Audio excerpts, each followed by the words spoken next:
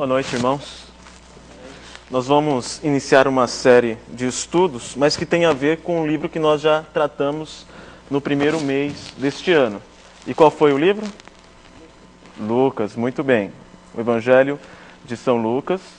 Nós havíamos falado sobre um assunto que era o... Como? A internalização. Não, em Lucas, no Evangelho de Lucas. Nós estamos falando de um assunto específico. Jesus estabelecendo o seu reino. Não é também. O quê? Não eram as parábolas. Tinha um tema específico. Eu quero estimular a memória dos irmãos. Era em Lucas e nós tínhamos um tema e nós tivemos 3 quartas-feiras onde nós tratávamos dos... Começa com E. Encontros de Jesus. Estão lembrados? Mais ou menos? Lembra pelo menos de um encontro que Jesus teve, que nós tratamos? Qual? A mulher do fluxo de sangue. Qual mais? Os cegos, ou o cego, né? No caso, Lucas narra apenas um cego. E tem mais um. A mulher adúltera na casa de Simão. Vocês lembram?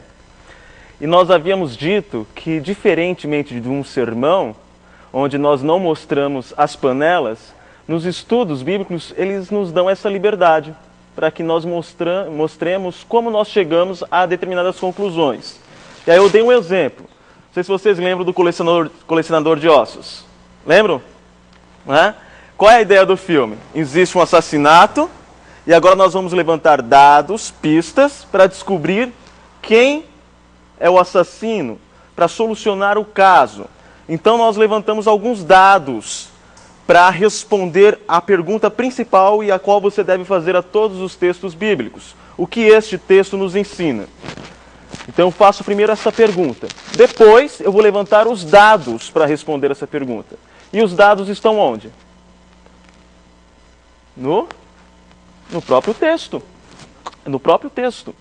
Então nós vamos ler, vamos considerar o contexto, considerar para quem foi escrito. Isso daí são dados que são levantados para que respondamos a resposta, o que esse texto nos ensina.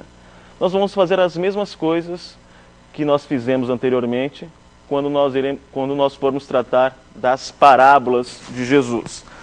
Eu escolhi 5 parábolas, todas elas serão no Evangelho de Lucas.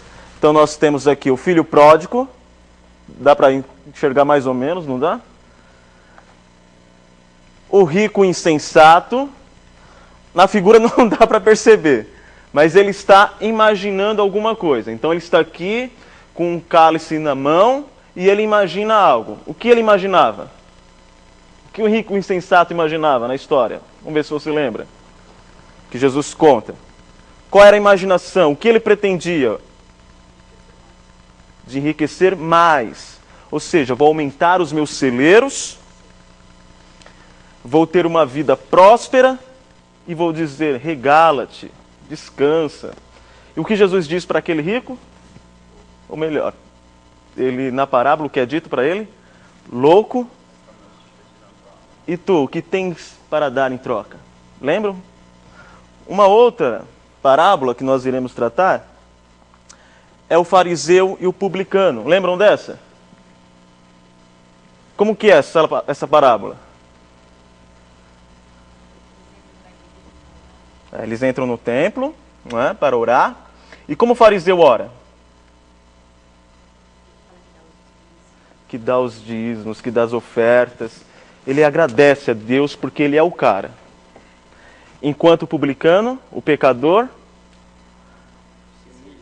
ele não tem coragem de levantar os olhos para os céus. Antes se humilha e diz, "Sê propício a mim, Senhor, pois eu sou pecador." Jesus termina essa parábola dizendo, eu vos digo que somente um desceu justificado. Quem? O publicano, pois reconheceu que era pecador. Uma outra parábola que nós iremos tratar é a do bom samaritano, uma das mais conhecidas. E por último, a parábola do juiz e a viúva, ou do juiz iníquo. Eu conversava com o Isaac e ele dizendo que da igreja em que ele saiu, uma igreja neopentecostal, eram as parábolas mais lidas. Aquela ideia de que você tem que importunar Deus para ele te abençoar. Afinal, ele está em dívida com você. E a sua fé, porque você tem fé, não tem? A sua fé é uma moeda de troca. Logo, o Senhor está em dívida com você. Então seja como aquela viúva, importuna, insista até ter o que você almeja. Ok? Mas hoje nós iremos tratar de qual parábola? Qual vocês imaginam? Seguindo na sequência, a do filho pródigo. E eu gostaria que ao final dessa história vocês saíssem daqui lembrando que esta parábola, o título dela que nós usamos popularmente, não é um bom título. Não é um bom título. E nós vamos saber por quê. Ok? Vamos ficar em pé. Vamos louvar ao Senhor cantando o hino de número 104.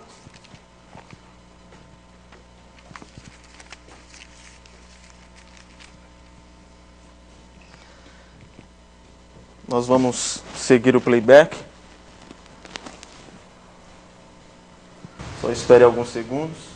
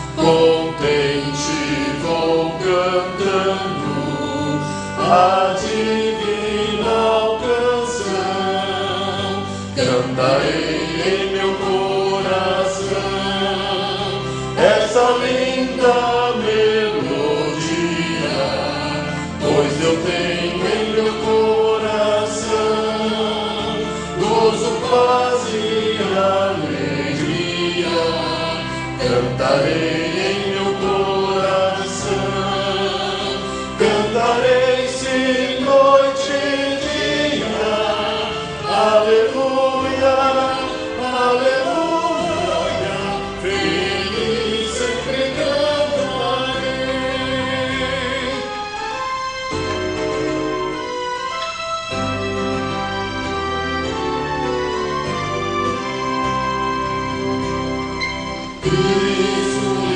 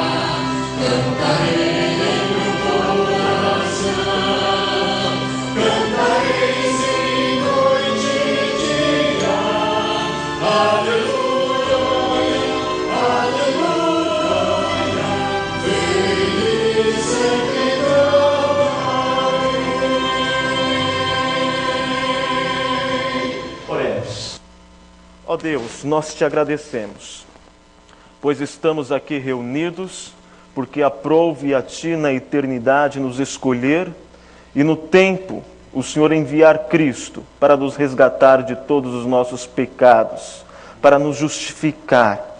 E tudo isso nós recebemos por graça, jamais pelos nossos méritos, tão somente pelos méritos de Cristo Jesus. Ó Deus, que hoje entendamos que somos aceitos na Tua família por causa de Cristo Jesus. E somos aceitos totalmente, amados plenamente.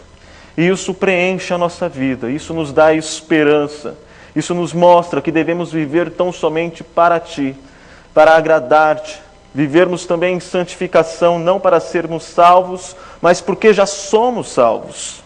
Ó Deus, abra as nossas mentes e os nossos corações, para que entendamos mais uma porção da Tua palavra, e que saiamos daqui edificados, para a glória e para a honra do Teu nome. É o que nós te pedimos, confiados tão somente no nome do nosso Senhor Jesus Cristo e Salvador. Amém. Podem se assentar. Pergunta básica, antes de nós lermos o texto. A pergunta é: qual o propósito dessa parábola? Você lembra mais ou menos, com certeza, porque é uma parábola muito conhecida. E do que você lembra, como você responde essa pergunta? Qual o propósito desta parábola? Um de cada vez. Eu vou contar mentalmente aqui até 5. E se ninguém der uma opinião, eu vou começar a chamar nomes, ok? Estou contando. 3, 2, 1. Jonatas. O presbítero Marcos se salvou. Vou dar a palavra para ele. Qual o propósito? O propósito que o perdão que nós temos do Pai, nós sabemos que sempre nós alcançamos o perdão, mesmo que nós com dificuldade, nós estamos assim, sem força, Ele nos perdoa. Muito bem. Então, o presbítero Marcos chegou à conclusão de que o propósito dessa parábola é ensinar sobre o perdão divino. Não é? Jonatas? Acho que dentro do contexto que estava sendo criticado pelos fariseus, ele coloca que ele estava andando com os pecadores e tudo mais. Eu acho que a própria parábola mostra já a diferença de que os pecadores estavam se arrependendo e tinham essa opção agora com o reino, e que eles que se diziam filhos estavam fora de casa mesmo achando que estavam em casa. Você já ouviu falando, né, sobre isso, né? Ai, não. Quem mais? Perdão. O Jonatas entende que é para mostrar atitudes de fariseus e publicanos e pecadores. Ou seja, a parábola ilustra as reações distintas dos fariseus e dos pecadores em relação a Deus. Quem mais? Eu acho que ele foi resgatado, né? Resgatado do pecado, e ele reconheceu que ele pecou e ele voltou para a casa do pai, e se o pai o aceitava. E Ok. o pai aceitou, né? Afinal, a parábola é a parábola do filho pródigo. Então, está falando sobre o filho pródigo, não é isso? Vamos ver. Quem mais? Acho que esse título do filho pródigo, quando a gente olha na Bíblia, parece que a ênfase é mais para o filho. Mas uma leitura com cuidado percebe que a ênfase está no amor do pai. No amor do pai. Ok. Então, ensina sobre perdão, sobre o amor do pai. Seria a ênfase no amor. Do que se trata, de fato? Vamos então levantar os dados para nós entendermos, ok? Vamos levantar as testemunhas para resolvermos o caso do filho pródigo. Mas antes, obviamente, vamos ler o texto, não é? Abra lá a tua Bíblia em Lucas, capítulo 15, do versículo 11 ao versículo 32.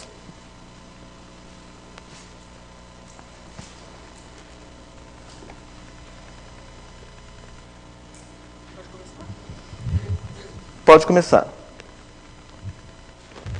Disse-lhe mais: certo homem tinha 2 filhos. O mais moço deles disse ao pai: Pai, dá-me a parte dos bens que me toca.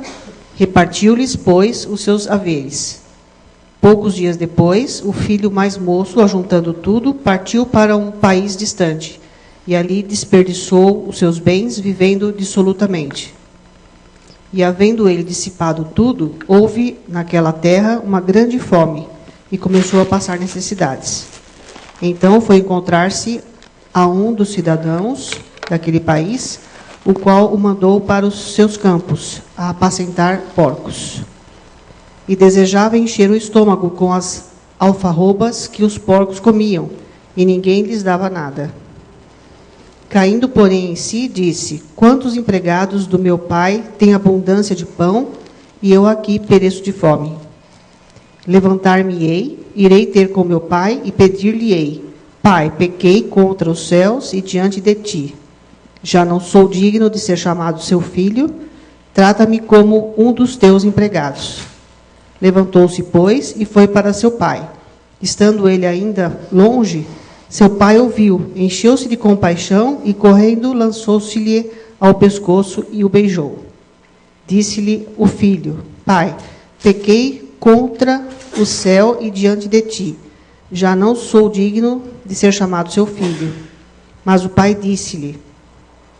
disse aos seus servos: trazei depressa a melhor roupa e vestilha, e ponde-lhe um anel no dedo e alparcas nos pés.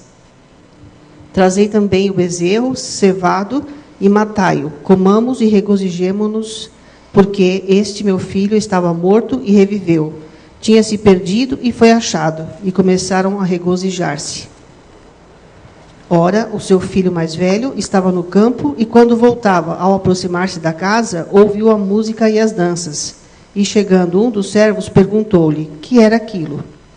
Respondeu-lhe este: chegou teu irmão. Teu pai matou o bezerro cevado, porque o recebeu são e salvo.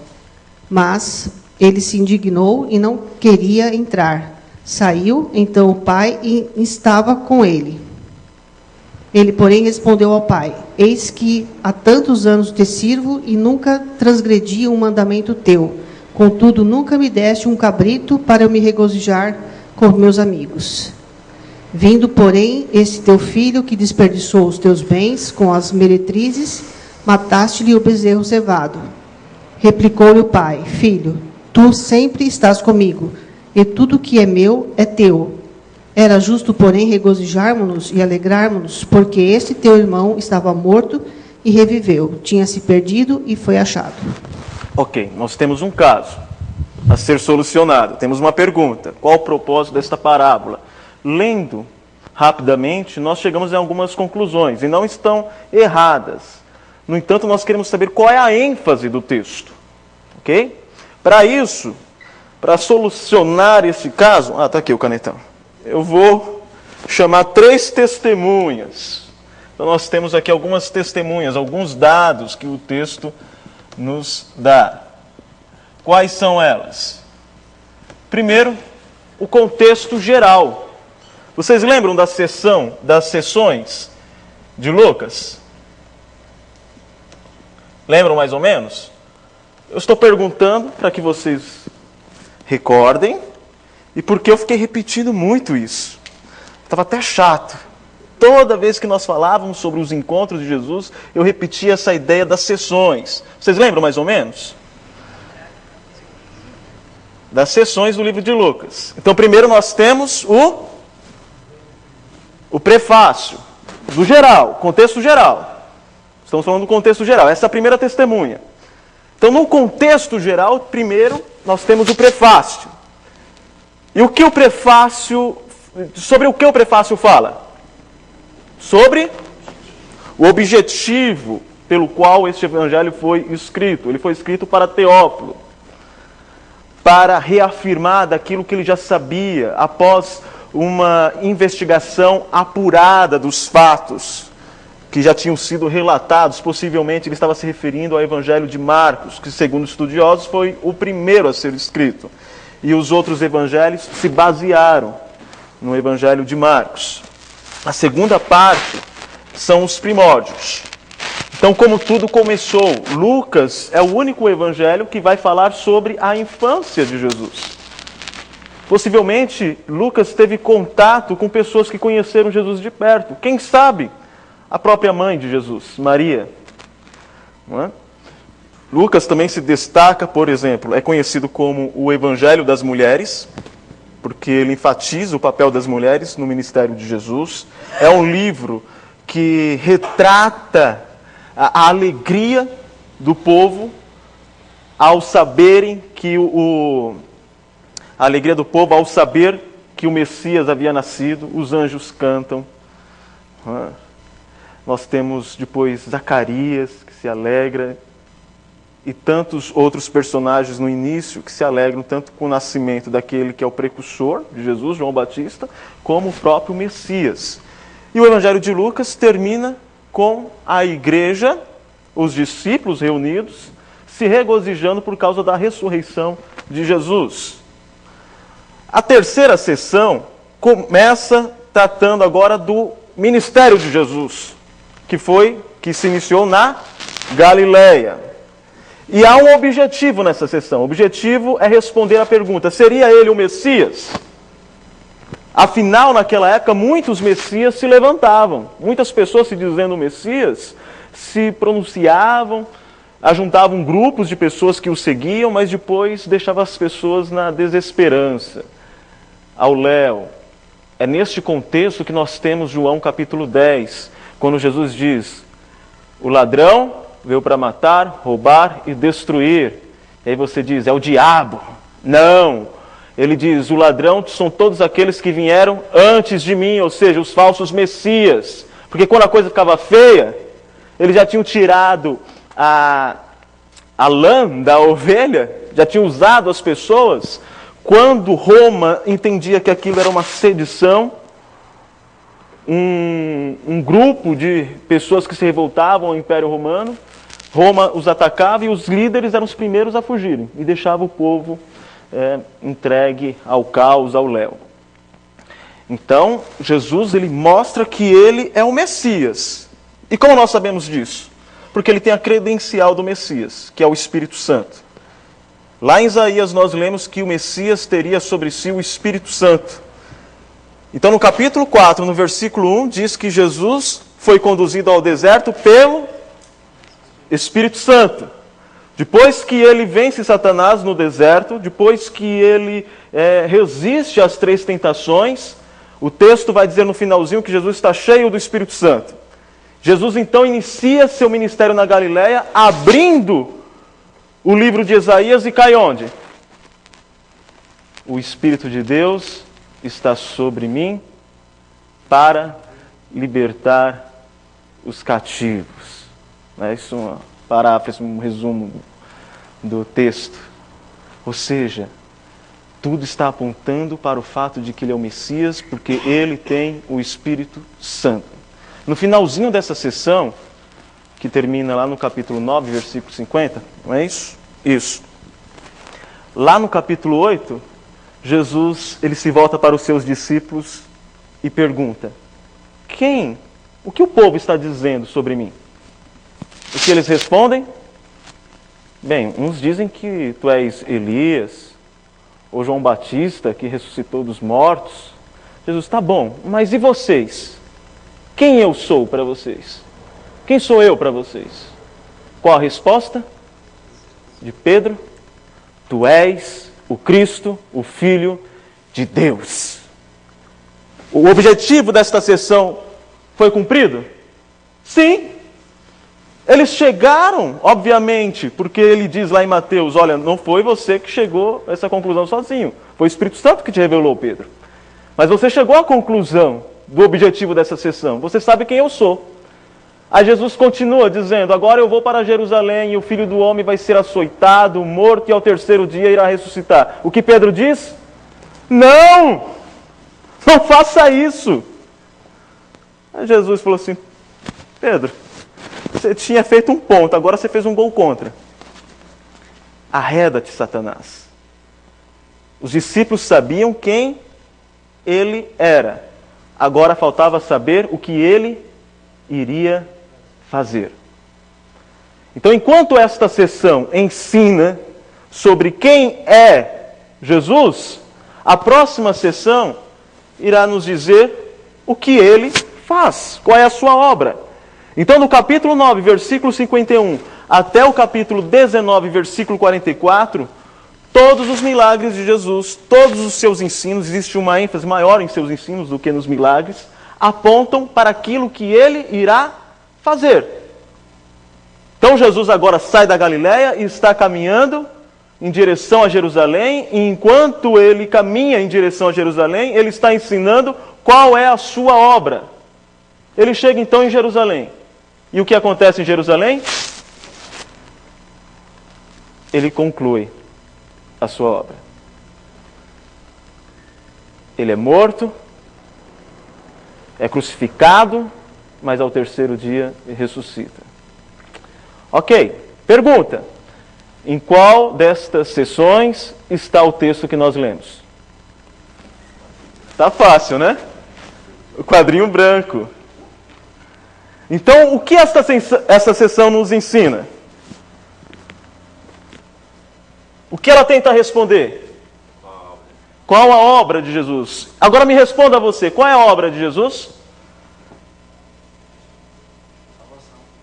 Salvação. A obra dele é morrer e ressuscitar ao terceiro dia para nos salvar. E o que consiste essa salvação?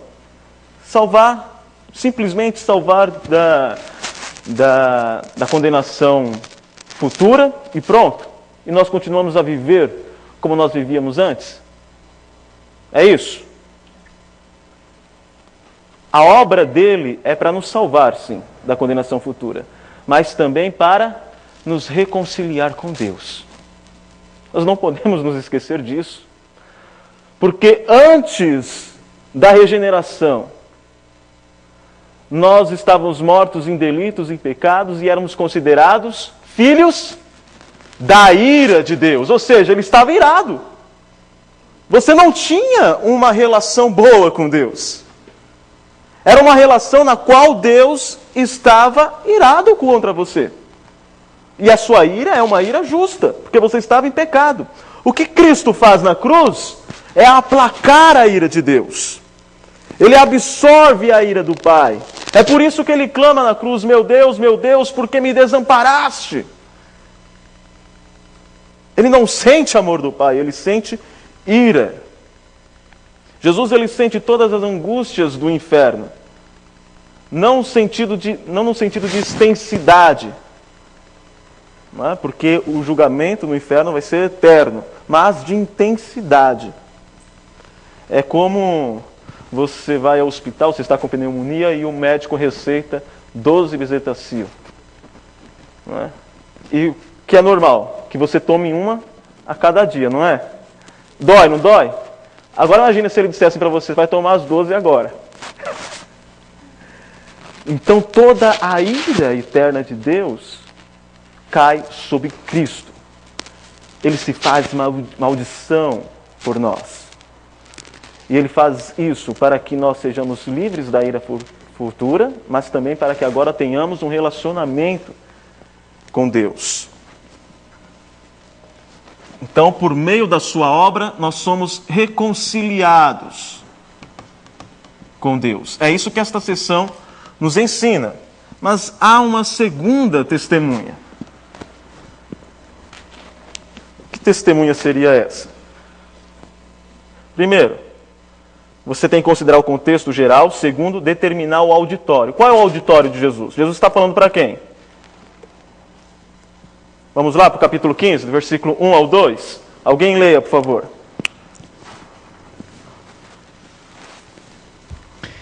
Do 1 ao 2? Uhum. E chegavam-se a ele todos os publicanos e pecadores para o ouvir. E os fariseus e os escribas murmuravam, dizendo: este recebe pecadores e come com eles. Ok. Qual o auditório? Publicanos. Então, auditório.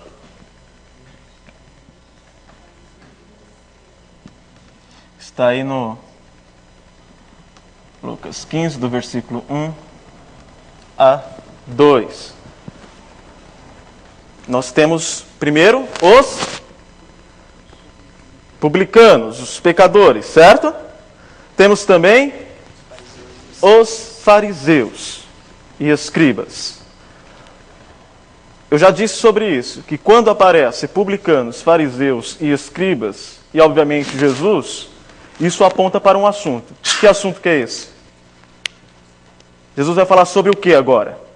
Toda vez que os escribas, ou fariseus, ou os dois juntos aparecem, e do lado oposto aparecem também os publicanos, existe um assunto principal que será tratado aí. Qual é este assunto? Há divergência entre os dois grupos, obviamente. Salvação, arrependimento. Salvação e arrependimento. Estamos chegando lá.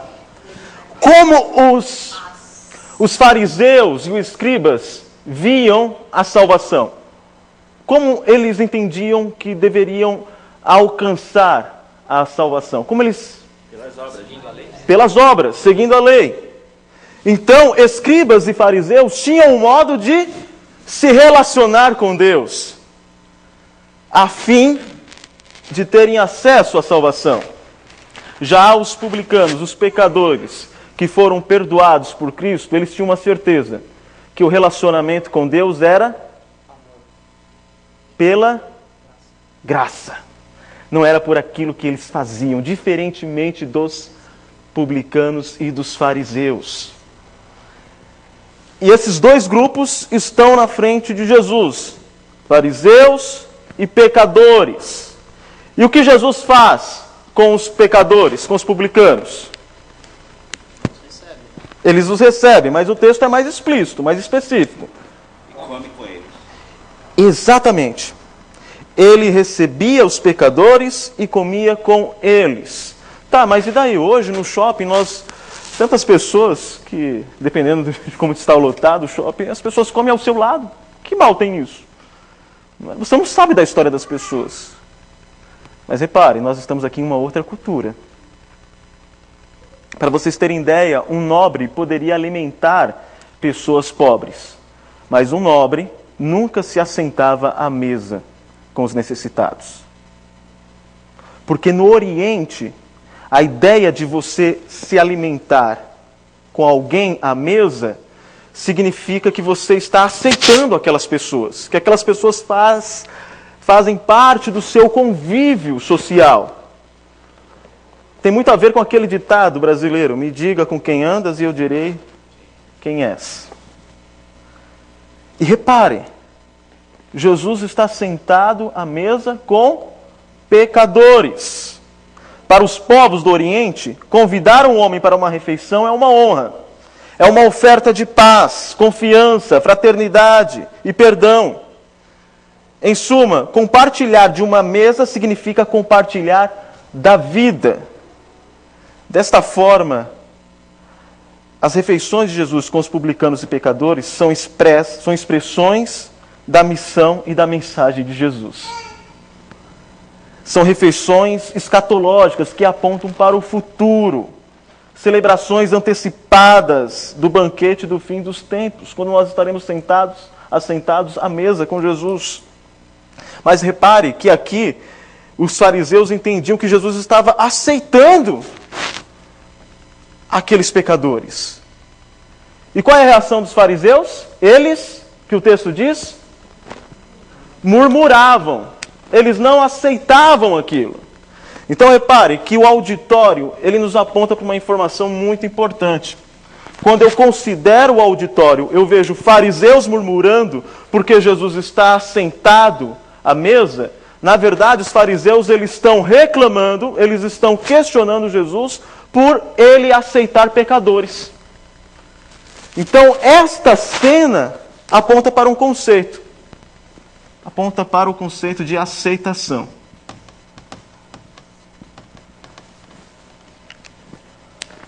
Para os fariseus, Deus nunca iria aceitar pecadores, simplesmente por aceitar. Somente aqueles que tinham uma relação pautada nas regras, nas leis, no legalismo. Ok, agora uma terceira testemunha. Então nós temos o auditório, não é? Que estava aqui. Quando nós vemos Jesus, publicanos e fariseus, lembramos que o assunto que irá ser tratado é relacionamento. O fato de Jesus comer à mesa com os pecadores aponta para outro conceito, que é a aceitação. Então, Jesus, nós temos até agora o conceito de estarmos reconciliados com Deus, de sermos aceitos por Deus, neste relacionamento que é possível agora por causa da obra de Cristo. E uma última testemunha vai apontar para o contexto próximo. Daí o contexto próximo vem aquilo que os irmãos citaram no início. Nós temos duas parábolas antes de chegar na parábola do filho pródigo. Quais são elas? Primeiro vem a parábola da ovelha perdida. Segundo, da dracma perdida. E aí, por último, o clímax, a história do filho perdido. O que essas parábolas têm em comum? Pergunta óbvia.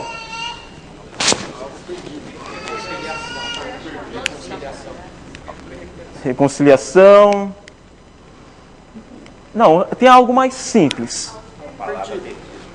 Alguma coisa foi perdida. Na primeira parábola, o que está perdido? A ovelha está perdida. Na segunda parábola, a dracma. Na terceira, o filho. Ok. Mas há também outro ponto muito importante que essas parábolas têm em comum. O que é? Todos foram achados. Muito bem. Uma terceira coisa. Qual é a reação de quem acha? Alegria. O pastor encontrou a ovelha e ele se alegrou. A mulher encontrou a dracma e ela se alegrou. E Jesus tinha encontrado pecadores, se assentou à mesa e os fariseus se entristeceram. Estão começando a fazer os links, as conexões? Então essas três testemunhas nos diz muito sobre o texto. Nos fala sobre reconciliação, nos fala sobre relacionamento verdadeiro com Deus, que não é pautado naquilo que você faz, mas naquilo que Cristo faz por você. E nos fala também que nós somos inteiramente aceitos. E que quando Deus nos aceita em Cristo, Ele se alegra. Nada natural que você, salvo, se regozije com a conversão de alguém, porque o Pai assim o faz. Jesus conta essas parábolas para defender sua associação com os pecadores. São essas parábolas que vai do capítulo 15, versículo 4 até o versículo 32, são uma defesa dos atos de Jesus. O pastor na busca da ovelha, a mulher na busca da moeda. Eles não fazem nada de extraordinário, além do que qualquer pessoa faria em seu lugar. Se você tem uma ovelha e ela se perde, você vai atrás. Se você tem uma moeda e a perde, você busca. Mas as atitudes que o pai toma na terceira história são únicas, maravilhosas, divinas, que não foram tomadas por qualquer pai no passado. Nós vamos ver por quê. Repare que a história do filho perdido é o clímax. As duas parábolas, na verdade, estão construindo para que Jesus chegue no ponto exato. Então vamos entender um pouco dessa parábola. Primeiro, pergunta: por que os fariseus não se alegravam pelos pecadores aceitos na família de Deus? Por que será? O que você acha?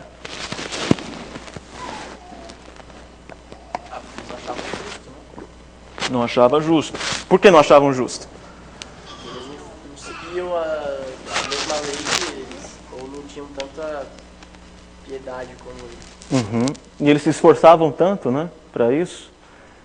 E aí vem Jesus, como aquela parábola do funcionário, que ele prometeu uma quantia para o funcionário que entrou às 8, e aquele que entrou às 14 horas, no final ganhou a mesma coisa. Né? Não é justo, não é?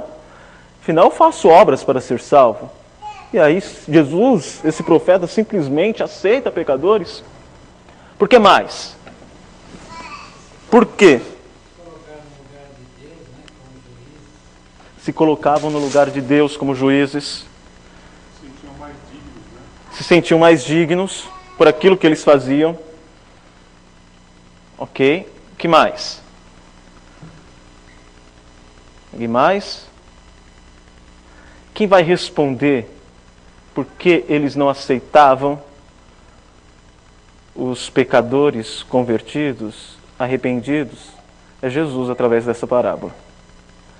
Jesus vai mostrar o que está no íntimo dos corações daqueles fariseus.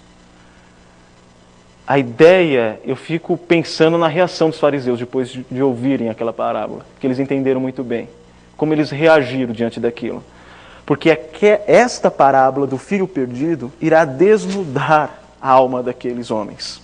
Irá mostrar as reais motivações pelas quais eles não aceitavam os publicanos. E quais são? Quais são esses motivos pelos quais eles não aceitavam os publicanos? Primeiro vamos entender um pouco da parábola. Primeira coisa que você tem que entender é que, embora esse nome dado à parábola, a parábola do filho pródigo, não seja bom, a gente tem uma visão errada, né, da parábola por causa do tema que é dado a ela popularmente e tradicionalmente. E nós temos também um entendimento errado do significado de pródigo. O que é pródigo?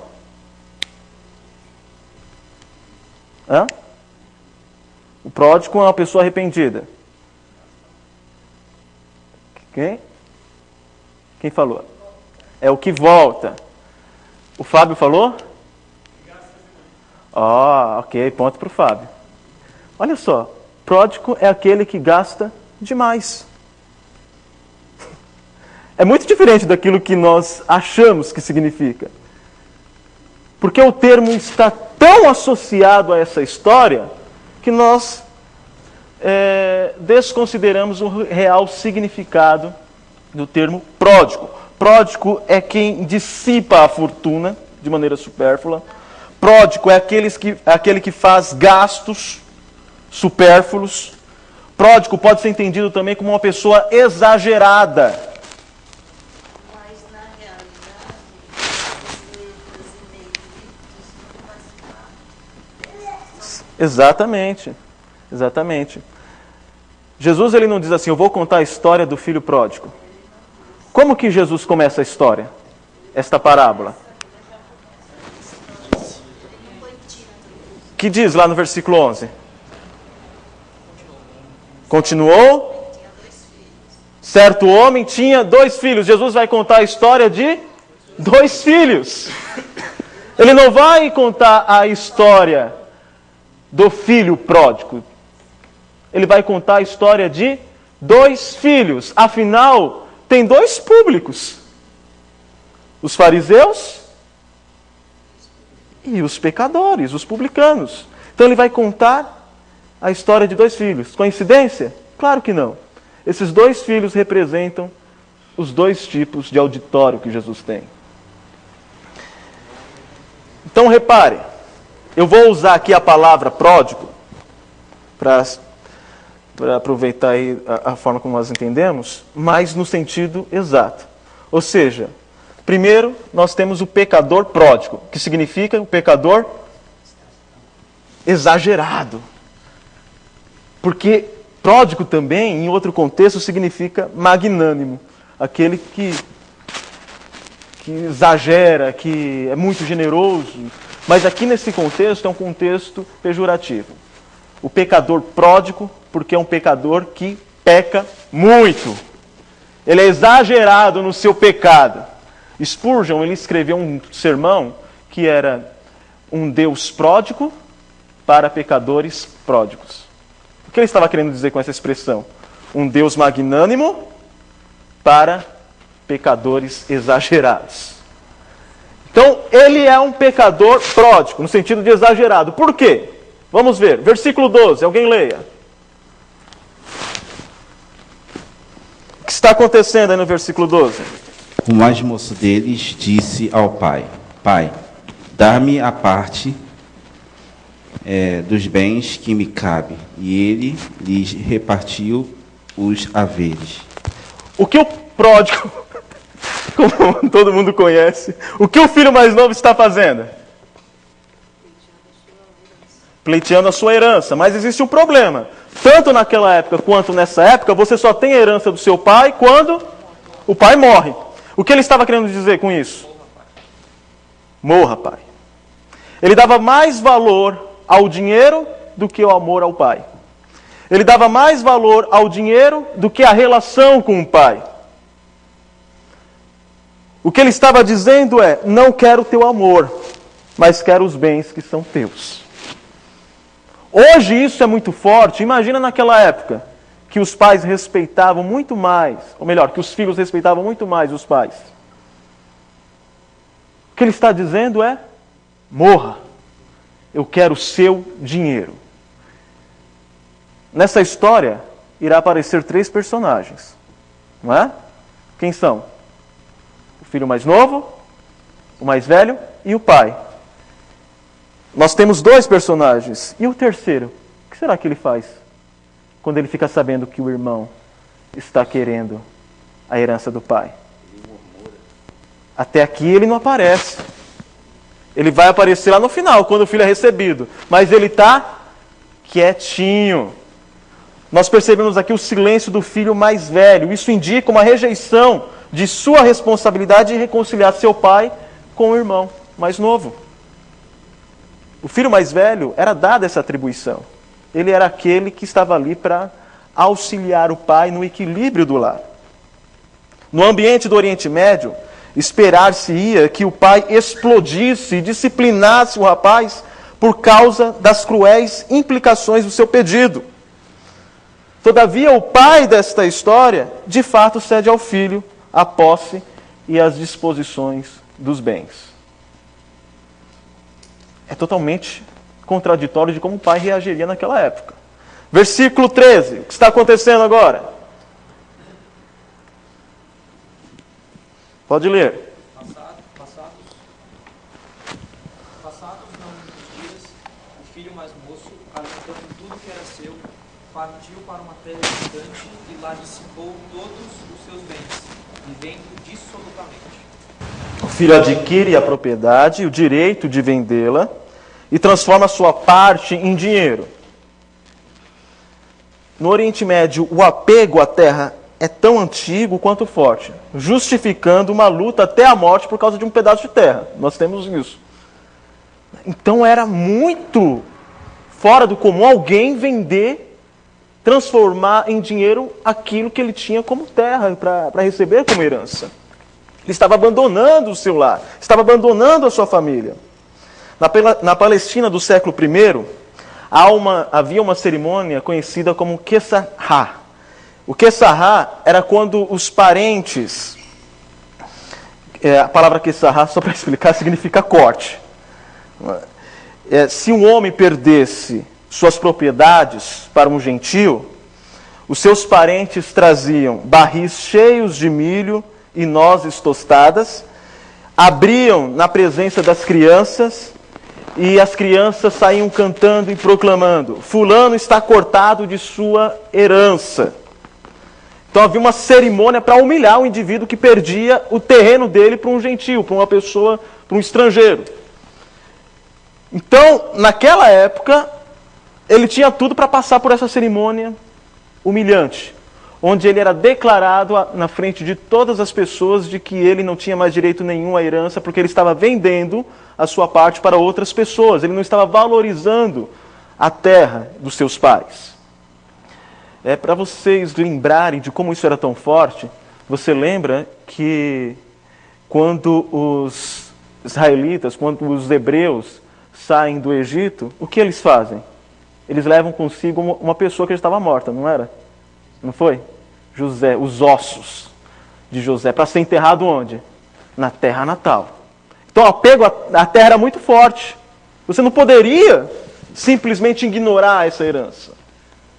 Então repare como isso era forte para aqueles homens que, conhecedores dessa cultura, estavam ouvindo essa parábola. Aquele homem ele estava contra o seu pai e contra suas tradições mais fortes. Versículo 14 ao 16. O que está acontecendo agora? Acabou o dinheiro. Pode ler, por gentileza. Depois de ter consumido tudo, sobreveio àquele país uma grande fome e começou a passar necessidade. Então ele foi e se agregou a um dos cidadãos daquela terra, e este o mandou para os seus campos a guardar porcos. Ali desejava-se ele fartar-se das alfarrobas que os porcos comiam, mas ninguém lhe dava nada. Naquela época, um servo assalariado, ele tinha pior condição do que um servo que vivia na casa do seu patrão, do seu senhor. Um assalariado, ele era tratado como um qualquer. E possivelmente o patrão, numa época de crise, ele não queria abrir as portas de emprego para as pessoas. Então o que eles fazem? Eles dão um trabalho que ninguém gostaria de aceitar, somente um judeu, cuidar de porcos. Mas este homem, ele está tão necessitado, este filho mais novo está num estado de miséria tão grande que ele aceita cuidar de porcos. E ele tem desejo de se alimentar do quê?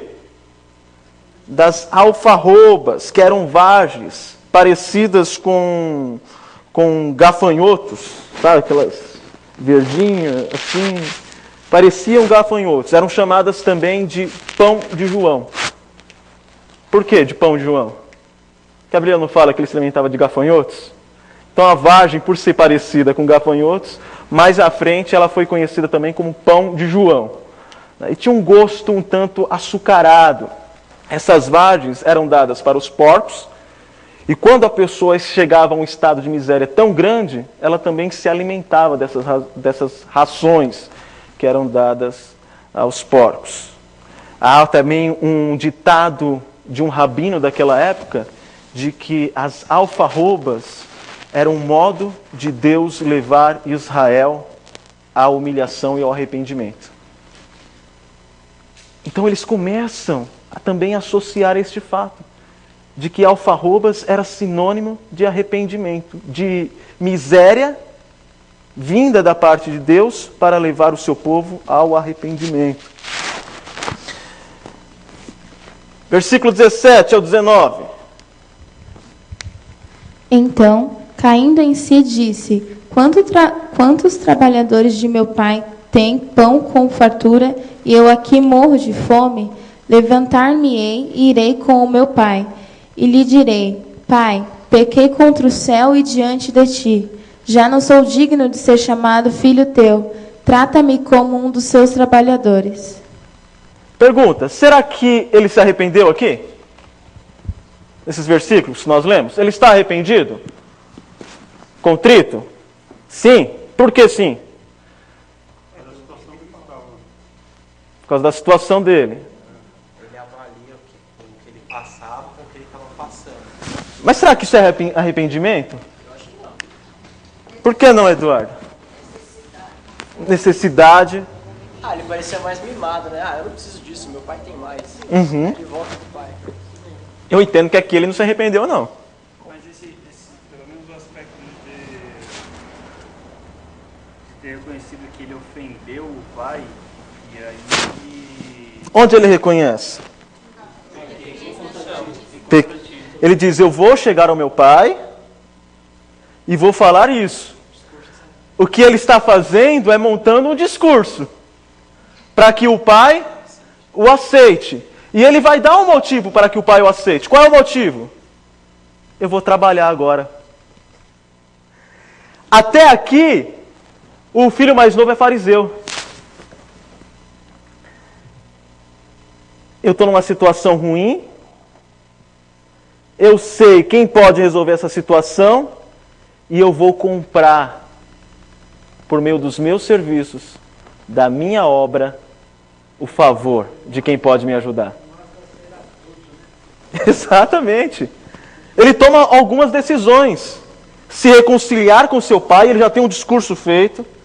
Ele quer comprar com seus serviços o favor do pai. No final, ele salvará a si mesmo. Ele vai dar um jeito nessa situação. Ele tem um plano. E é um plano muito bom. Irmãos, arrependimento, ele é vergonhoso para nós. Porque é quando você chega diante de Deus e diz: Senhor, eu não tenho como dar jeito nisso não. Eu não tenho nada para fazer. Eu não tenho nenhum plano. Pronto, eu estou entregue. Se o Senhor disser não, eu estou perdido. Não tenho nenhuma chance. Mas ele não, ele tem um plano. Ele é astuto, ele é esperto. Então você vê aqui um pecador pródigo, exagerado. Ele que se enfiou nessa situação e agora ele faz como Adão e Eva. Quando eles pecam, o que eles fazem? Eles cobrem a sua nudez com folhas de figo. Tá, e daí? O que Deus faz? Faz vestes de animais para cobri-los. Isso já apontava que o homem, por meio da religião ou por meio de qualquer esforço, não tem capacidade de cobrir o seu próprio pecado, a menos que haja um sacrifício de um cordeiro, para que este sacrifício nos cubra. O primeiro sacrifício, em tese, é no Éden. E possivelmente Deus estava apontando para Cristo. Somente Cristo poderia cobrir o pecado de Adão e de Eva. Agora esse pecador pródigo, ele se depara com um amor pródigo, um amor exagerado do pai. Por que exagerado? Aos olhos do oriental, para um homem correr naquela época, porque é isso que acontece, não é? Versículo 20, que diz aí? E levantando-se, foi para seu pai, e quando ainda estava longe, viu o seu pai e se moveu de íntima compaixão, e correndo, lançou-se-lhe ao pescoço e o beijou. O pai já estava esperando. Possivelmente ele ficava no portão. Será que meu filho vai aparecer? E quando ele vê o filho de longe, ele corre. Você fala, tá, e daí? Bem, aos olhos do oriental, para um homem correr naquela época era algo humilhante. O filósofo Aristóteles diz: os grandes homens nunca correm em público. Um pai nunca corria em direção do filho. Isso era algo humilhante. O pai, ele tem compaixão do filho, provavelmente protegendo-o da hostilidade da aldeia. Vocês lembram do Quessará? A ideia era de que ele fosse, quando ele chegasse, aquela cerimônia humilhante começasse. Olha, você perdeu suas terras, você desonrou o seu pai, mas o pai corre e o protege. E ao invés da humilhação cair sobre o filho, quem se coloca numa situação humilhante é o pai. Os muçulmanos, eles usam muito a parábola do filho perdido para dizer que a ideia de expiação, ela é uma ideia equivocada dos cristãos. Que Deus não precisa levar o seu filho à cruz para aceitar pecadores. Ele simplesmente aceita. E eles dão o exemplo do pai aceitando o filho simplesmente sem nenhuma referência a uma expiação. Mas só que quando o pai se humilha no lugar do filho, quando o pai assume uma posição humilhante, quando o pai se expõe para proteger o filho, isto nos lembra alguma coisa, não lembra? De Jesus Cristo se humilhando, se fazendo maldição, absorvendo a ira de Deus para que ela não caísse em nós. Na verdade, o Pai aqui não é Deus Pai, é Deus Filho, é Jesus. O Pai na parábola é Jesus. É aquele que se humilha para que o Filho não seja humilhado, embora o Filho mereça. E isso é amor pródigo, é amor exagerado. Ainda um ponto sobre esse amor pródigo. Agora eu vejo arrependimento no filho pródigo. E o filho lhe disse: Pai, pequei contra o céu e diante de ti. Já não sou digno de ser chamado teu filho. Ele não fala em trabalho, ele não fala em nada. Até aqui. Não é? Mas ele está falando do que aconteceu de fato. Eu pequei.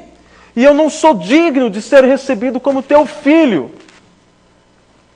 Eu entendo aqui, irmãos, que a atitude do pai levou o filho ao arrependimento. Assim como a cruz leva pecadores ao arrependimento, quando nós olhamos para nós mesmos, vemos Jesus e lembramos de que Ele morreu, de que Ele foi humilhado, de que Ele foi exposto por causa dos nossos pecados, e isso é amor. E o amor constrange. O amor leva ao arrependimento. David Brainerd, genro de Jonathan Edwards. David Brainerd foi um missionário entre os índios americanos, e ele percebeu que quando ele falava sobre a ira de Deus, os índios não davam bola para o que ele dizia. Mas um dia ele começou a falar do amor de Deus. E ele narra em seu diário que a reação dos índios foi muito emocionante, foi extraordinária. Os índios caíram no chão ajoelhados e começaram a chorar. Porque eles estavam conhecendo um Deus que os amou tanto a ponto de morrer por eles. E a expressão do amor de Deus os levou ao arrependimento. É isso que acontece com o filho pródigo. Ele é comovido pela atitude do pai. O filho se abala com a atitude do pai. Ele descobre que o problema não é o dinheiro perdido, mas o relacionamento interrompido que ele não consegue curar. Ele não podia oferecer nenhuma solução. A única coisa que ele pode fazer é assumir: Pai, pequei contra o céu e diante de ti. Já não sou digno de ser chamado teu filho. Sou indigno. Não posso comprar o seu favor. Careço de graça. Tão somente de graça, de favor merecido. Há um perdão pródigo agora. O que acontece? Versículo 22. O pai, porém, disse aos seus servos: Trazei depressa a melhor roupa, vesti-o, pondo-lhe um anel no dedo e sandálias nos pés. Ok. Primeiro, dê a ele a melhor roupa. Provavelmente era a veste que o pai usava nas ocasiões especiais. Alguém abra lá em Isaías 61, versículo 10. A ideia é que quando os convidados chegassem ao banquete, saberiam que o pai estava assegurando a aceitação do filho como parte da comunidade. Afinal, ele está com a melhor roupa. A roupa que o pai possivelmente usava nas festas. A roupa de gala, a mais importante. E essa ideia de vestir alguém, ela é muito forte entre os orientais. Representa muito. Representa dignidade, representa honra, aceitação. Isaías 61, versículo 10, o que diz lá? É grande o meu prazer no Senhor. Regozija-se a minha alma em meu Deus, pois Ele me vestiu com as vestes da salvação e sobre mim pôs o manto da justiça, qual noivo que adorna a cabeça como um sacerdote, qual noiva que se enfeita com joias. Mais uma vez, a ideia de veste representando dignidade e honra. Ele me deu vestes de salvação, um manto de justiça. Todos veem isso. É proclamado que eu sou aceito por Deus diante de todos. Ele dá a melhor roupa e o que mais? Um anel. O que será que esse anel representa? O que vocês acham? Aceitação. Selo. Muito bem. Título. Mas está muito ligado a selo. Por que selo? Naquela época, quando você escrevia uma carta, você passava a cera e assinava com anel de sinete, com anel que tinha a sua marca. Então você estava endossando de que aquela carta foi mandada por você. Agora, quando eu dava o meu anel de sinete para outra pessoa, o que eu queria dizer com isso? Ela poderia assinar em meu nome, não poderia? E eu só vou dar esse anel para quem? Para alguém de confiança.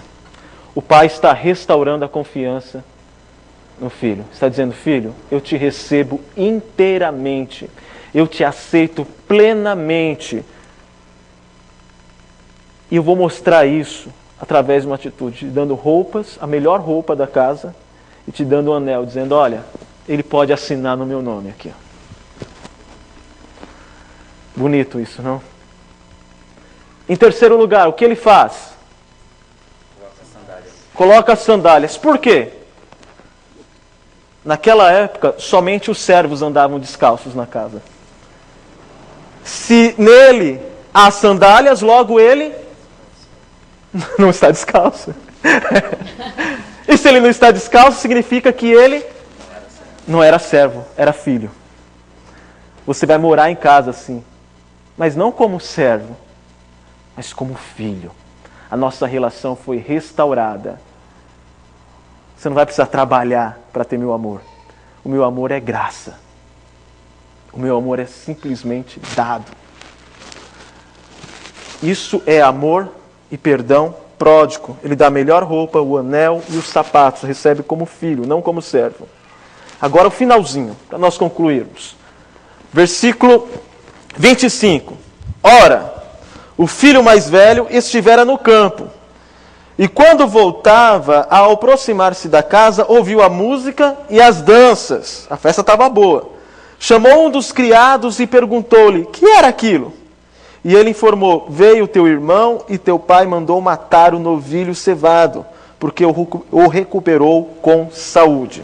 A palavra grega aqui para criado, ela aponta para uma criança. Isso fica... Eu acho que a melhor tradução aqui não é criado, é uma criança. Por que acontecia naquela época? Além da palavra, que se eu não me engano é padion, ela também, a criança não usa nenhum título. Olha, o Senhor, teu pai, está com o Senhor, teu irmão. E era muito desonroso um servo não usar um título. E naquela época, os adultos se divertiam nas festas e as crianças ficavam do lado de fora, brincando.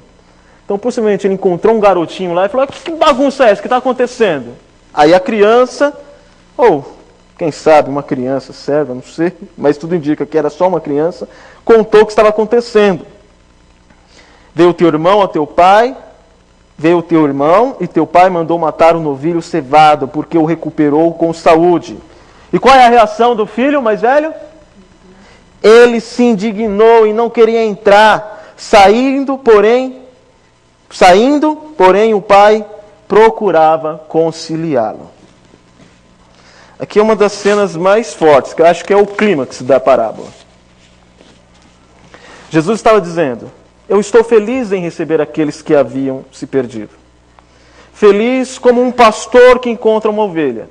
Feliz como uma mulher quando encontra uma moeda que estava perdida. Feliz como um pai quando encontra o seu filho perdido. O seu filho amado. Mas vocês, fariseus, são como o irmão mais velho dessa história. Vocês estão indignados. Vocês estão entristecidos. Segundo o costume, nos banquetes do Oriente, o filho mais velho era quem recebia os convidados. Em alguns lugares, o filho mais velho ficava à porta, com os pés descalços. Interessante, né? Que o filho mais velho, nesse caso, quando era o banquete, ele tirava as sandálias, ficava com os pés descalços, cumprimentava os amigos de seu pai, e era um gesto simbólico pelo qual o pai dizia, meu filho mais velho, o que eu tenho de melhor é vosso servo. Por isso que ele está descalço. Então ele deveria estar lá, fazendo esse papel. Né? Mostrando toda a forma respeitosa, apontando para o pai que ele era um anfitrião bom. Mas não. Ele estava fora de casa e ele vê aquilo e fica indignado. O filho, no entanto, prefere humilhar o pai, publicamente. Isso está acontecendo na festa. E ele começa uma acalorada discussão enquanto os hóspedes ainda estavam presentes. Para os irmãos terem ideia, na cultura do Oriente Médio, desrespeitar o pai era muito grave. Desrespeitar o pai publicamente era mais grave ainda. Para vocês terem uma ideia, há uma história que aconteceu lá no Iêmen, no 3º século, de um homem muito rico, dono de várias terras, tinha muitas posses. Ele descobriu, por alguns informantes, de que uma represa iria estourar. E a represa iria inundar todas as suas terras. O que ele fez? Eu preciso vender as terras e preciso fugir daqui.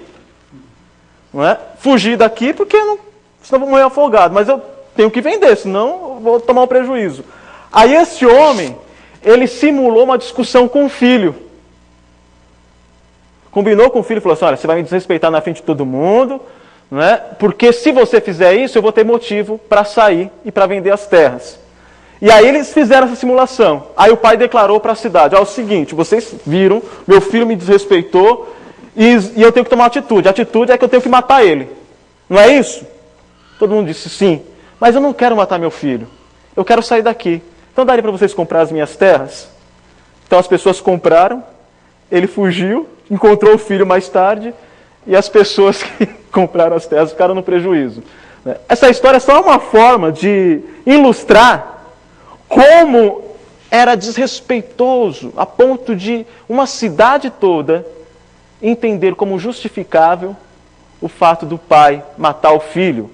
E, no caso de não querer matar, de fugir, mas não viver naquela cidade com tamanha desonra. E o filho está discutindo com o pai na frente de todos. E há algumas atitudes desse irmão mais velho. Primeiro, o filho mais velho se dirige ao pai sem usar títulos. Ele não usa títulos. Isso é uma forma de desrespeitar. Segundo, ele demonstra atitude e espírito de escravo. Por quê? Que ele diz: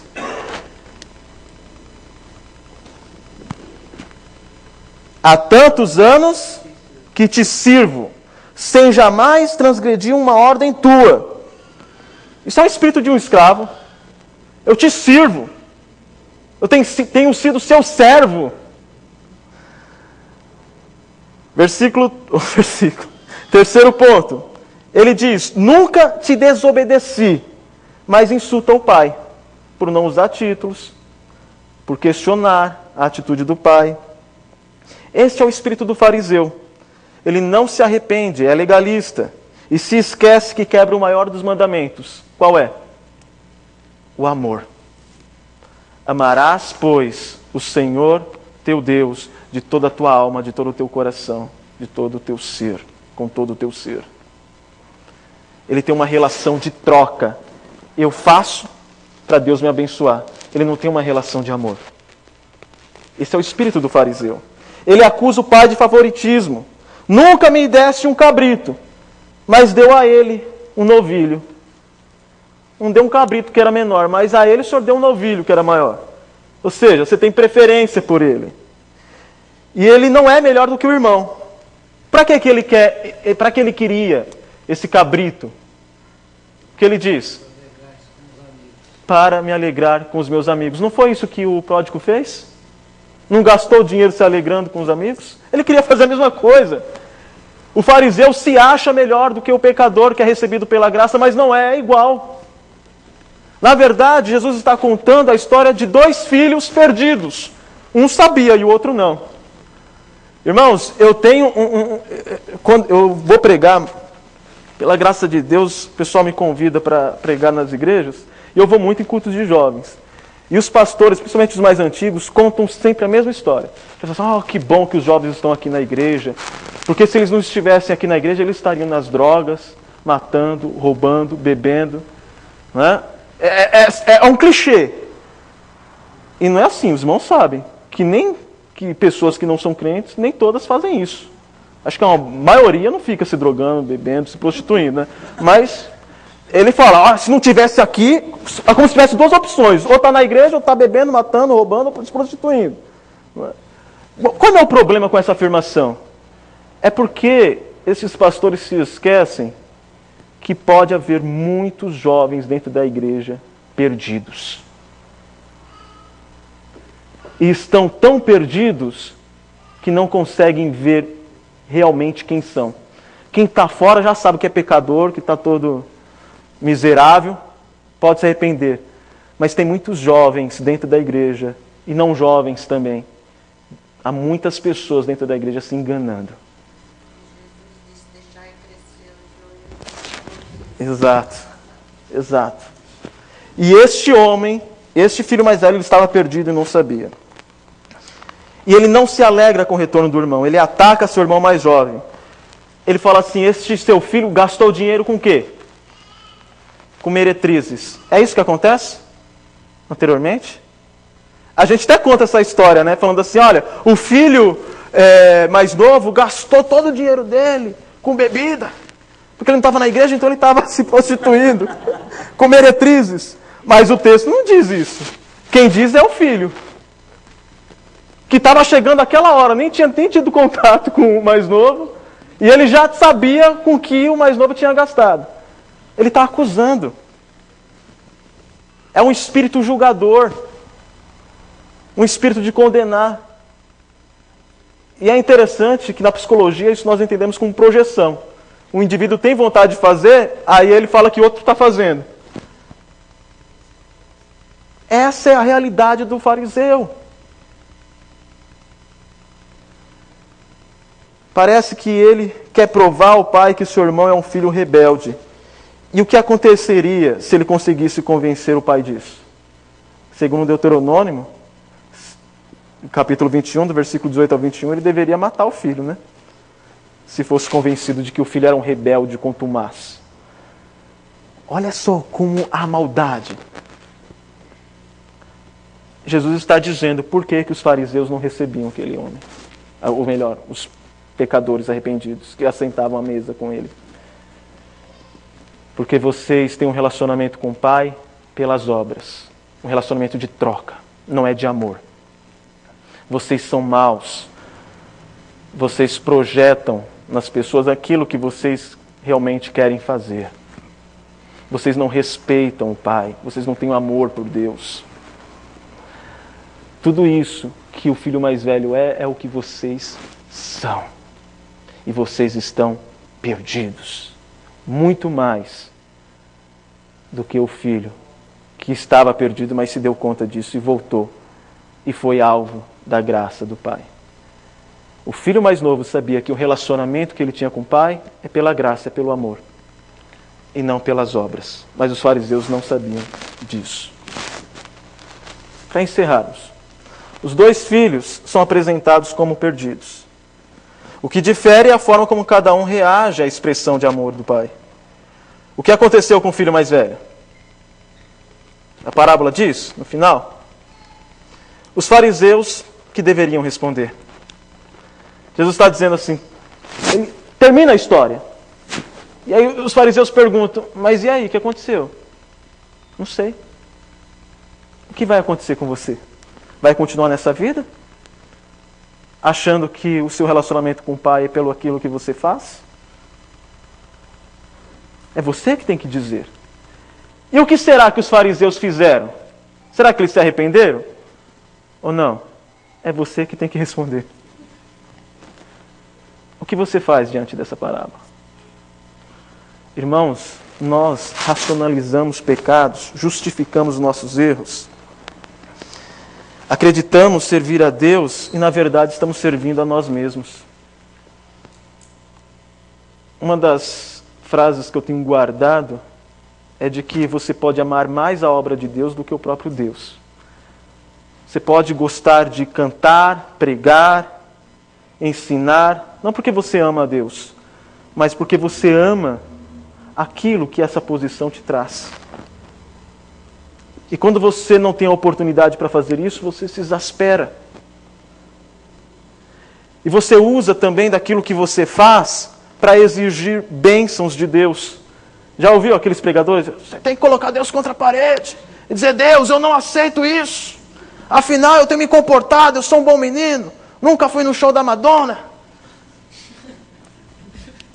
Eu escolhi esperar. E o Senhor me deve. Aí Jesus diz, você está tendo um relacionamento de fariseu, de filho mais velho.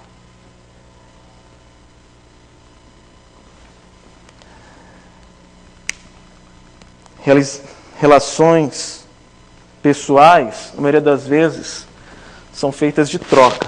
Não é? O marido quer agradar a esposa quer agradar o marido, com objetivos distintos. Talvez ela precise usar o cartão de crédito na próxima semana, então ela já começa agradando logo cedo. É uma relação de troca. E nós pensamos que a nossa relação com Deus é a mesma coisa, irmãos. E não é. E não é. Tudo que Ele faz por nós, a começar da salvação, é tudo pela graça. Você e eu não temos direito algum de questionar Deus. Oh Deus, a minha vida não está tão boa. Eu não aceito isso porque eu sou um bom menino, uma boa moça. Não. Tudo é pela graça. Sim, presbítero.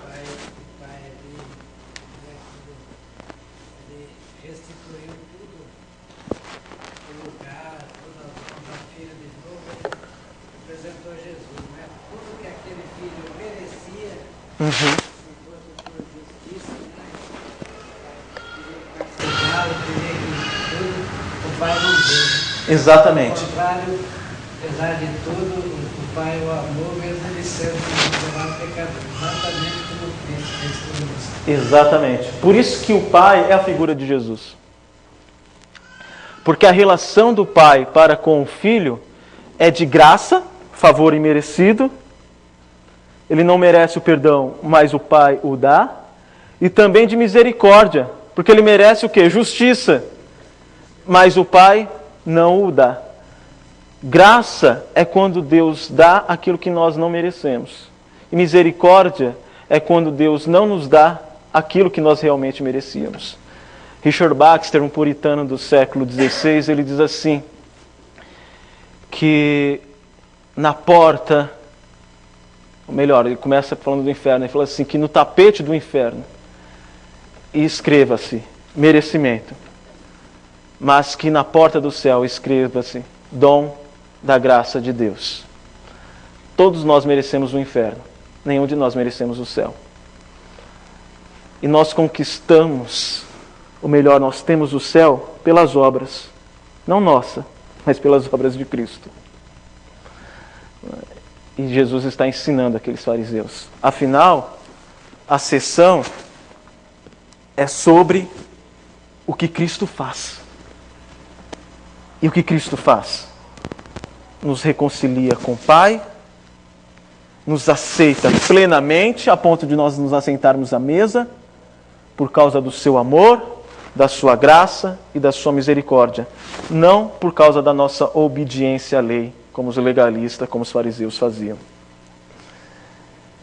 E a imagem do legalista que Jesus nos mostra aqui, na pele do irmão mais velho, é uma imagem forte de uma pessoa que guarda rancor, de uma pessoa que tem um espírito de troca com o Pai, um espírito serviçal, de uma pessoa que guarda os seus pecados, mas projeta isso em outros. E Jesus diz, esta não é uma relação verdadeira com o Pai. A verdadeira relação é tão somente pela graça de Deus. Irmãos, tem muitas outras coisas neste texto, ele é rico, eu nunca vou conseguir exaurir nenhuma passagem da Bíblia, muito menos essa. Mas é um texto que vocês podem meditar ainda mais no lar, quando vocês forem dormir, e perceber que há ricos ensinos que têm muito a ver com a nossa vida. É possível que em dados momentos, por descuido nosso, nós começamos a agir com Deus como fariseus, nos esquecendo que o relacionamento com o Pai é pela graça. Vamos louvar a Deus?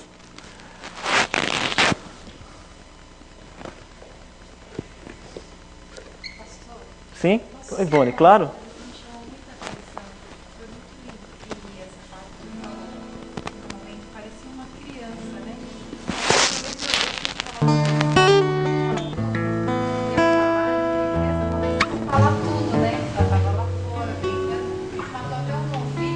Aham. Porque, então, assim, no contexto, nós estamos ouvindo, a criança é espontânea, ela começa a falar tudo mesmo. É verdade, é verdade. Então foi muito bonito essa parte também, né? É verdade. As crianças ficam fora e às vezes ela começa a soltar tudo. Conta na inocência, né? Já fala tudo. É mesmo, é mesmo. Talvez um adulto, pensando na reação futura de uma mais velha, você, olha, é melhor você entrar para ver, né? Agora a criança vai soltando, não, você não tem ideia, matou até um novilho. É verdade, é verdade. E apoia o texto grego, né? Que é padion, criança. Muito bem. Alguém mais, irmãos? Gostaria de compartilhar algo? Também não dando oportunidade. Deus os abençoe. Vamos louvar a Deus. Qual é o hino, Daniel? Corpo e família. Recebi um novo coração, né? Recebi. Vamos ficar em pé?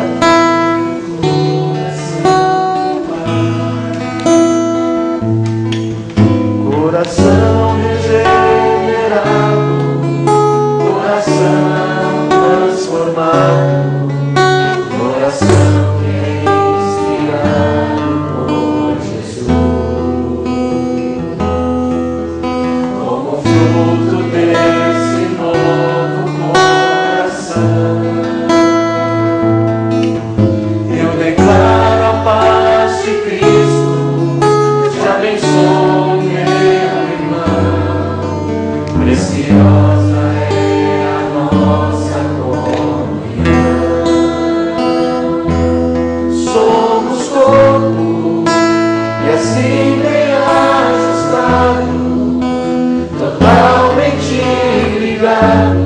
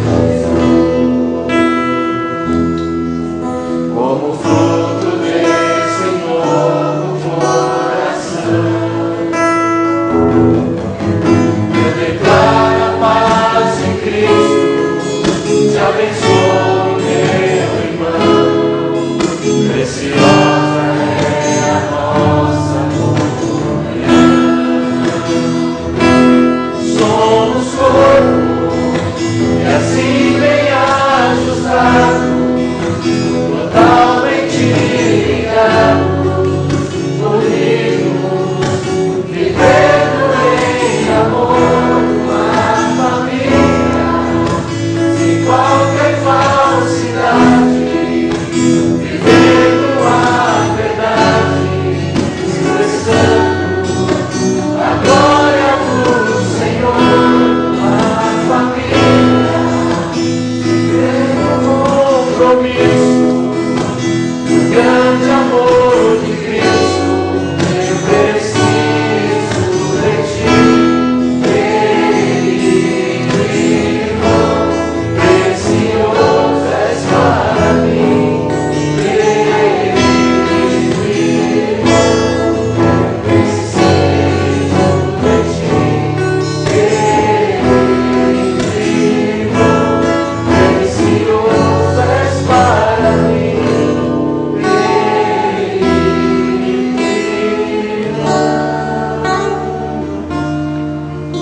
Coisas antes de nós orarmos. O que eu consultei aqui não é paidion, é paz. Não vai mudar muita coisa para os irmãos, mas para mim muda, né? Senão eu não ia conseguir dormir.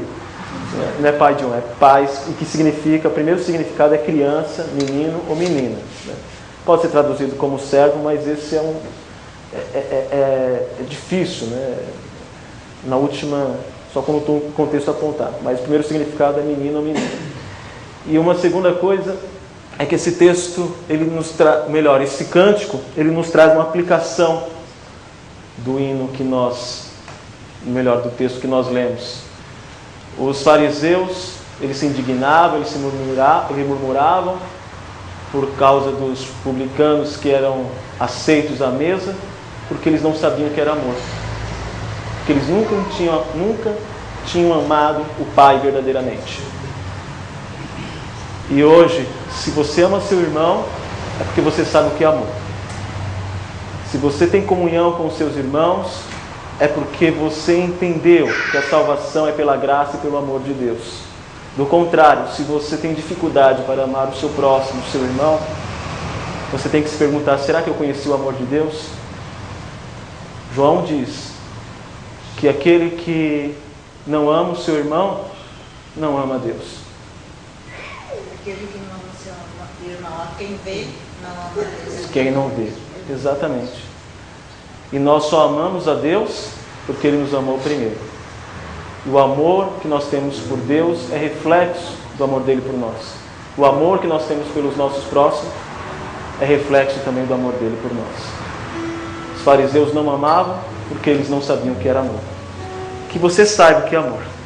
Vamos orar? Ó Pai, que a Tua igreja reconheça que o verdadeiro amor, que o supremo amor, o amor perfeito está em Cristo Jesus. E que o Senhor demonstrou este amor, como a Tua palavra nos ensina, no fato de ter Cristo Jesus morrido por nós, sendo nós pecadores.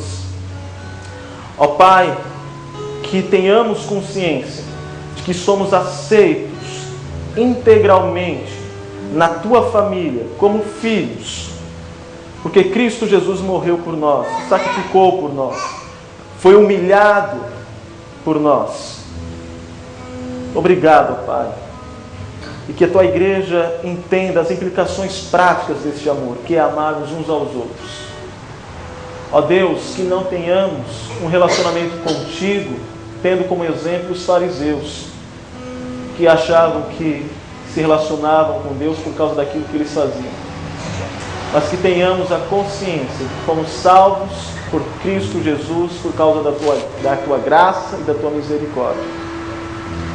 E que esta mensagem encha o nosso coração e que ela transborde em atos de amor, em palavras que aponte Cristo Jesus como o único e suficiente Salvador, como aquele que salva o pecador de fato. Ó Deus, dai-nos um maior entendimento da Tua misericórdia e da Tua graça, para que possamos desfrutar do relacionamento contigo, ó Pai. Te pedimos também humildemente que o Senhor nos leve em paz aos nossos lares e que no domingo possamos estar juntos, reunidos pelos laços da cruz, a fim de proclamarmos o Teu nome e de o adorarmos, pois para isso fomos criados, para isso Cristo Jesus nos chamou, nos resgatou e nos purificou de todo pecado, para que fôssemos reconciliados com Deus Pai. E é no nome de Jesus, o nosso Senhor, o nosso Salvador, que oramos. Amém. Amém. Deus abençoe, irmãos. Podem se assentar. Algum aviso? Sei que a UPA tem um trabalho. O nome do trabalho é Tiratema, às 17 horas. Eles irão se encontrar aqui. Me parece que depois vão para a casa da Ivone, não é isso? O assunto lá é sobre homossexualismo. E me convidaram para falar sobre o assunto. Já li uns 3 livros sobre isso. São adolescentes, mas os adolescentes são piores, porque eles não têm medo de fazer perguntas. Né? Algum outro aviso? Sexta-feira tem reunião no conselho. Quem estava interessado em levar alguma pauta já se encerrou. Foi até hoje, né, Melissa? E esse aviso serve mais para os presbíteros e pastores. Algum outro aviso que eu esqueço? No próximo sábado, não sei se é esse no próximo, nós vamos ter um culto missionário. Nós vamos falar sobre missões. Começa às 18 horas, que é o Juventude em Ação. Então, eu fiquei sabendo que convidaram um pastor de fora, um missionário de fora. Ele é missionário na China e evangeliza muçulmanos lá. Então, ele estará conosco, os irmãos não percam. É o trabalho com os jovens, mas o convite é para todos, ok? Então, sem ser esse sábado, o próximo, às 18 horas, Juventude em Ação, o assunto é missões e a igreja perseguida. É dia, só para ter certeza aqui, é o sábado, dia 12, né? Ok. Muito obrigado, irmãos. Deus abençoe, vão com Deus, um ótimo término de semana, debaixo das potentes mãos do Senhor. Deus abençoe.